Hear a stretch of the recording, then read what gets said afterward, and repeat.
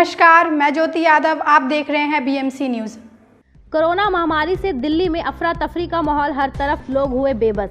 दिल्ली में लगातार कोरोना महामारी से काफ़ी लोग अपनी जान गंवा चुके हैं, जिसका कारण अस्पतालों में बेड ना मिल पाना, समय से इलाज ना हो पाना, ऑक्सीजन की कमी आने की वजह से भी लोगों को काफ़ी नुकसान हुआ है। लोगों के टेलीफोन एक दूसरे को आ रहे हैं। कोई कह रहा है हॉस्पिटल में कोई जगह है, तो कोई कह रहा है तो ऑक्सीजन का इंतज़ाम करा दो, कोई कह रहा है प्लाज्मा दिला दो।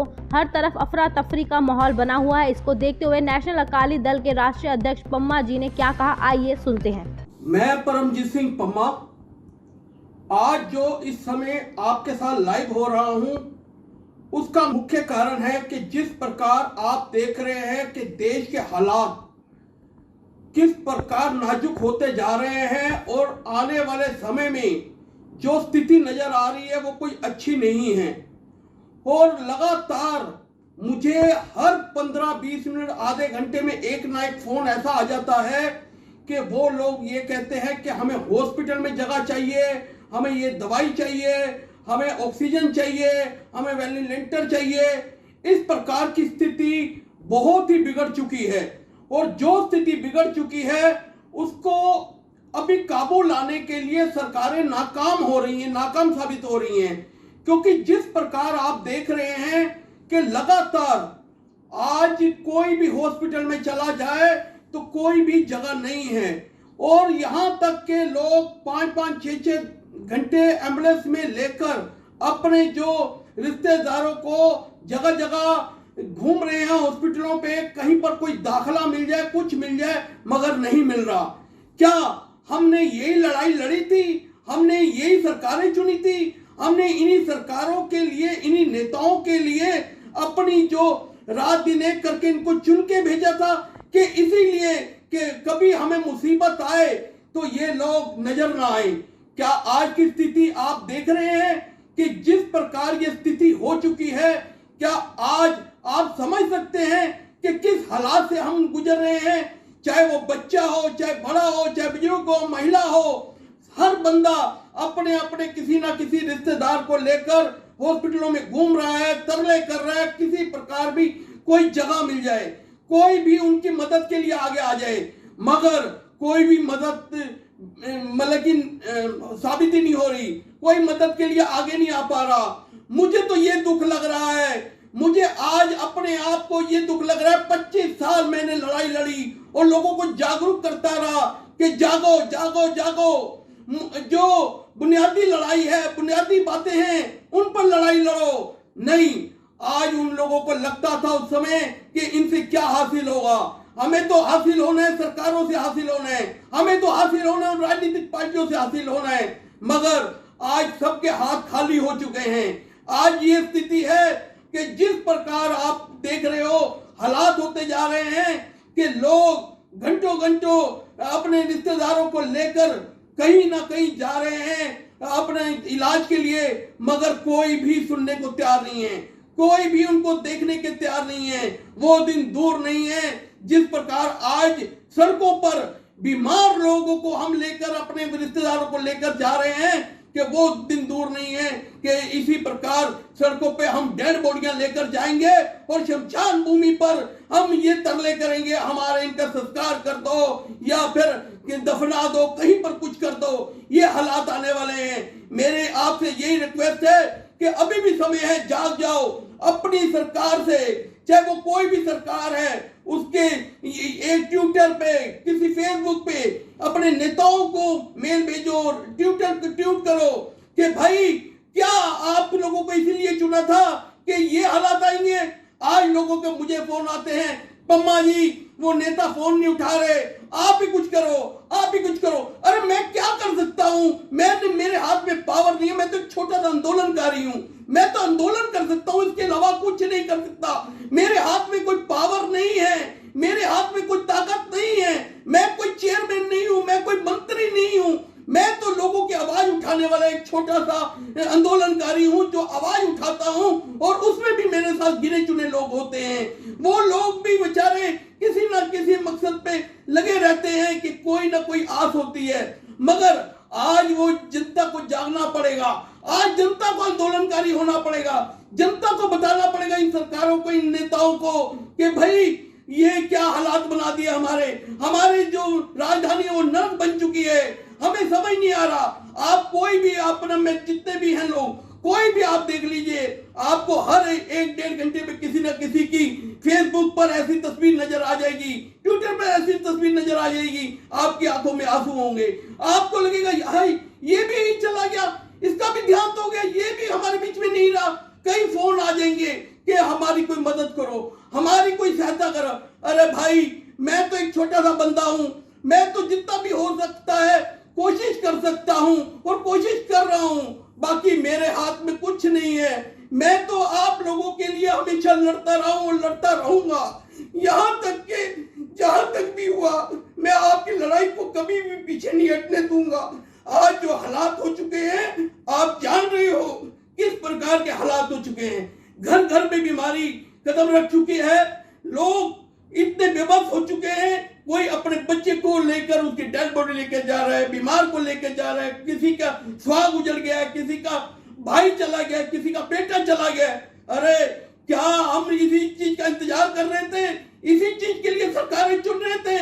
नहीं, हमें इसलिए नहीं सरकारें चाहिए थी, हमें वो सरकारें चाहिए थी जो सरकारें इस मुकाम में हमारे साथ खड़ी हो। आज ऑक्सीजन नहीं है, दवाइयां जो 600-600 रुपए की है वो 6-6 हजार की बिक रही हैं, जो 200-200 रुपए की है वो 2-3 हजार की बिक रही है।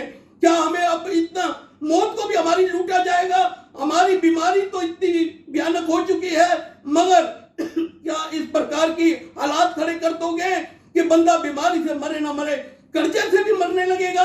अरे मेरी आज आपसे यही रिक्वेस्ट है कि आप लोग जाग जाओ। इस लड़ाई में मैं अकेला कुछ नहीं कर सकता। मैं तो आपके लिए एक आवाज उठा सकता हूं, वो आवाज आप बन सकते हो। जब तक वो आवाज आप नहीं बनोगे तब तक कुछ नहीं हो पाएगा। इसलिए मेरा आप सबसे निवेदन है कि जिस प्रकार की ये लड़ाई लड़ रहे हैं ये बहुत ही जरूरी है, अपने परिवारों के लिए जरूरी है, अपने रिश्तेदारों के लिए जरूरी है, अपने दोस्तों के लिए जरूरी है। क्योंकि हालात ये हो चुके हैं, हर एक मोहल्ले में देख लो कोई ना कोई हमारे से बिछड़ रहा है, कोई ना कोई रिश्तेदार बिछड़ रहा है, कोई दोस्त बिछड़ रहा है। हर बंदा एक दूसरे से मदद मांग रहा है, एक दूसरे की तरफ देख रहा है। कोई मुझे मेरे रिश्तेदार को हॉस्पिटल में कर दे, एक बंदे को अगर हॉस्पिटल में दाखिल होना हो कम से कम उसको 50-100 फोन करने पड़ रहे हैं। क्यों करने पड़ रहे हैं? क्योंकि कोई भी हॉस्पिटल में जगह नहीं है, कहीं पर भी कोई सुनने को तैयार नहीं है। जो भी लोगों को लगता है वो मुझे कहते हैं पम्मा जी आप कुछ करो, आप कुछ करो। मैं तो बेबस हो चुका हूं। मैं इस लड़ाई में आज 25 साल हो गए, आज तक हार नहीं मानी किसी लड़ाई में, मगर इस लड़ाई में अपनी हार मानता हूं। क्योंकि ये लड़ाई ऐसी हो चुकी है कि हर परिवार को इसने अपनी जकड़ में ले लिया है, हर बंदे को अपनी जकड़ में ले लिया है। आज जरूरत है आप लोगों को इस लड़ाई में शामिल होने की। अभी भी समय है, अभी भी सरकारों के ऊपर दबाव बनाओ कि ऑक्सीजन हमारे को दी जाए, हमारे को वेंटिलेटर बढ़ाया जाए, हमारे लिए दवाइयां उपलब्ध कराई जाए, जो ब्लैक में दवाइयां बेच रहे हैं उनके खिलाफ कार्रवाई की जाए। अरे कोई कहीं से फोन कर रहा है, मुझे कहीं से कर रहा है कि ये जो दवाई है इतनी महंगी बिक रही है। कोई कह रहे हैं वेंटिलेटर इस रेट पे दिए जा रहे हैं, कोई कहते हैं बेड इस रेट पे दिए जा रहे हैं। क्या कर सकता हूं मैं? किससे लड़ूं, कैसे लड़ूं, किसके साथ लड़ूं? मुझे नहीं समझ आ रहा। मैं जिससे भी बात करता हूं, कई हॉस्पिटल वालों ने तो फोन भी उठाने बंद कर दिए मेरे। कई लोग सुनने को तैयार नहीं है, जो उठाते भी है वो ये सिर्फ उठाते ही कहते थे पम्मा जी कोई बात मत करना, हमारे पास कोई बेड खाली नहीं है। आज जरूरत है आप सबको कि ये चीज को जागरूक करने की, क्योंकि अब समय आ गया है। अगर नहीं आया तो ये समझ लो आप लोग सब कुछ गवा के भी कुछ नहीं पा पाओगे। ये डेड बॉडियां सड़कों पे ही रह जाएंगी और कहीं पर भी इलाज, कहीं पर भी कुछ नहीं हो पाएगा। मेरा आप सबसे निवेदन है कि ये जो आज की लड़ाई है वो मेरी लड़ाई, मैं अपनी लड़ाई लेके चल रहा हूं। क्योंकि हर बंदा मेरा परिवार है, मैं उसके लिए लड़ता रहूंगा और लड़ता हूं। क्योंकि मुझे कोई लालच नहीं है, ना मैंने सत्ता में जाना, ना मैंने एमपी बनना, ना एमएलए बनना। मुझे एक ही होता है, मेरे हर बंदे को उसका जो हक है वो मिले, चाहे वो मेडिकल में हो, चाहे शिक्षा में हो, या किसी प्रकार का भी हो। आज जरूरत किस प्रकार की हो चुकी है कि हम इतने बेबस हो चुके हैं कि डर बैठ गया हुआ है कि हमारे घर को किसी को कुछ जरा सा भी बुखार हो जाता है, हाय हॉस्पिटल में हमें जगह मिलेगी कि नहीं मिलेगी, हाय किसी रिश्तेदार से पूछ लो कोई उसका सोर्स है कि नहीं है, कोई दोस्त से पूछ लो उसका सोर्स है कि नहीं है, कहां से कौन सोर्स लाएगा, कहां से लाएगा। आज नहीं है किसी के पास सोर्स, आज सारे बेबस हो चुके हैं। मेरा आप सबसे यही निवेदन है कि ये जो आज मुहिम चल रही है इसको सरकार तक ले जाओ, क्योंकि आप नहीं ले जाए तो अपने सबको खो बैठोगे, फिर पछताए क्या हुआ, कुछ नहीं हाथ में आएगा। तो मेरा आज जो लाइव करने का मकसद था कि सब मेरी तरफ काफी फोन आ जाते हैं मुझे कि पम्मा जी आप कुछ करो, किसी हॉस्पिटल में करा दो, किसी वेंटिलेटर दवा दो, कहीं पर कोई दवाई की अरेंज करा दो, पर मैं क्या करूं, मेरे हाथ में क्या है, मुझे यही नहीं समझ आ रहा कि हर बंदा कहते कोई नेता फोन नहीं उठा रहा, कोई डॉक्टर फोन नहीं उठा रहा। आप करोगे तो आपकी आवाज सुनी जाएगी, आप करोगे तो आपकी, मैं कहां तक आवाज दूं, एक घर हो तो आवाज भी दूं, यहाँ पर तो सुबह से शाम तक 100 घरों के फोन आ जाते, कौन कौन मेरी बात सुनेगा, कौन कौन डॉक्टर मेरी बात सुनेगा। ना मैं मंत्री हूं, ना मैं संतरी हूं, मैं तो एक छोटा सा इंसान हूं जो आंदोलनकारी हूं, लोगों की आवाज उठाता रहता हूं। इसलिए मेरा आपसे सबसे निवेदन है कि आप सब इस लड़ाई में शामिल होइए। ये लड़ाई आपके ट्विटर से लड़ी जाएगी, आपके फेसबुक से लड़ी जाएगी। फालतू के message good morning good afternoon छोड़ दीजिए, बस सरकार से ये मांग कीजिए हमारे लिए ऑक्सीजन का इंतजाम कीजिए, हमारे लिए वेंटिलेटर का इंतजाम कीजिए, जो लोग बीमार हैं उनको जगह दीजिए। अरे क्या वो सड़कों पे मरेंगे, क्या वो हमारे जो सामने हमारे घर के जो लोग हैं वो हमारे हाथों में चले जाएंगे, हम कुछ नहीं कर पाएंगे उनके लिए, हम इतने बेबस हो गए। अरे आज जरूरत है, आज आपको सभी राजनीतिक पार्टियों, सभी धर्मों को पीछे रखकर एक लड़ाई लड़नी पड़ेगी, वो इंसानियत की लड़ाई है कि इंसान को बचा लोगे तो आपकी सबसे बड़ी लड़ाई है। ये चुनाव हम बाद में लड़ लेंगे, हम राजनीतिक पार्टियां बाद में लड़ लेंगी, मगर अगर घर का कोई खोज दिया तो फिर किससे लड़ोगे, किससे बात करोगे, कौन ढूंढेगा आपको, कौन आपसे बात करेगा। तो मेरा आप सबसे ये निवेदन है कि आइए इस लड़ाई में इकट्ठे होइए। एक ये मत परमजीत सिंह पम्मा एक छोटी सी कड़ी है जो आवाज उठाता रहता है, लोगों की लड़ाई लड़ता रहता है, मगर हाथ में कुछ भी नहीं है। मेरे हाथ में कोई जादू की छड़ी होती तो मैं ऐसी जादू की छड़ी घुमा देता, सबके लिए मैं इलाज लाता, सबके लिए कुछ ना कुछ लाता, मगर मेरे हाथ में इस समय कुछ नहीं है। मैं आप सबसे निवेदन करता हूं कि मेरे से जितनी कोशिश होगी मैं आपके लिए करता रहूंगा, जितने भी मेरे सोर्स है मैं लगाता रहूंगा, मगर मैं भी इस समय बेबस हो चुका हूं। मुझे भी लगता है कि मैं इस लड़ाई में हार चुका हूं। तो आप सबसे निवेदन है कि इस लड़ाई की मुहिम बनाइए और सरकारों को जगा दीजिए कि एक सरकार को पता लग जाए, कोई भी सरकार है, मैं किसी पार्टी के खिलाफ नहीं हूं, मैं किसी राजनीतिक पार्टी के खिलाफ बोलने को नहीं कह रहा हूं, मैं उन सरकारों के सिस्टम के खिलाफ बोलने को कह रहा हूं जो हमें इस मुश्किल की घड़ी में हमें अकेला छोड़ दिया, हमें बेबस छोड़ दिया। हमें डॉक्टर जो हैं वो भगवान का रूप है, वो डॉक्टर भी बेचारे क्या करें जब उनके पास बेड ही नहीं है, उनके पास इतना सुविधा ही नहीं है, जब गैस का सिलेंडर ही नहीं होगा, वेंटिलेटर ही नहीं होगा, दवाइयां ही नहीं होंगी, वो डॉक्टर भी क्या करेगा।